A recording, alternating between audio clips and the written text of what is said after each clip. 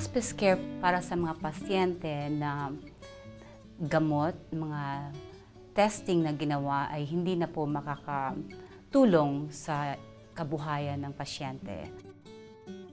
So itong serbisyo ay para sa mga pasyente na gano'n, para matulungan sila sa mga simptomas na sa karamdaman nila. Mga miyembro ng hospice care ay merong doktor, kasama ako doon, tapos merong nurse, tapos merong social worker, tsaka may chaplain para matulungan hindi lang ang simptomas ng sakit na nararamdaman ng pasyente, yung ibang simptomas din tulad ng nausea, pagsusuka, sakit ng tiyan, o kahit yung pasyente hindi na makakain dahil sa kanilang karamdaman.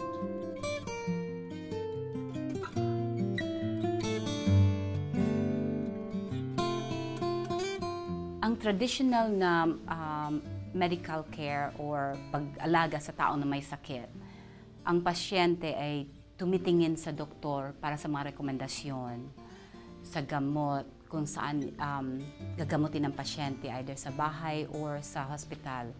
Pero pag ang pasyente ay na-enroll na sa hospice care, ang nangyayari po ay hindi na ngayon ang doktor ang nagsasabi sa pasyente kung anong dapat gawin, anong dapat na gamot na iinumin. Pero ngayon, ang pasyente na ang tatanungin namin kung ano ang pinaka-importante sa iyo. So kung gusto mo na sa bahay ka lang gagamutin at ayaw mo nang bumalik sa ospital, masusunod yon.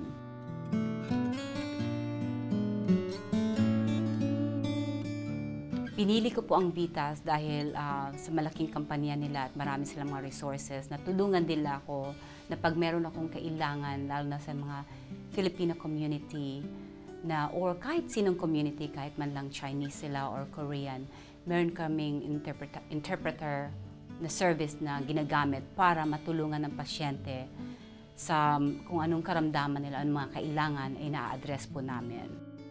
Kaya po ang Vitas ay sensitibo sa mga kailangan ng mga pasyente kahit anong kultura. Kaya komportable ko masabi na ang pasyente ay matutulungan kahit iba-ibang kultura, hindi lang kailangan Amerikano.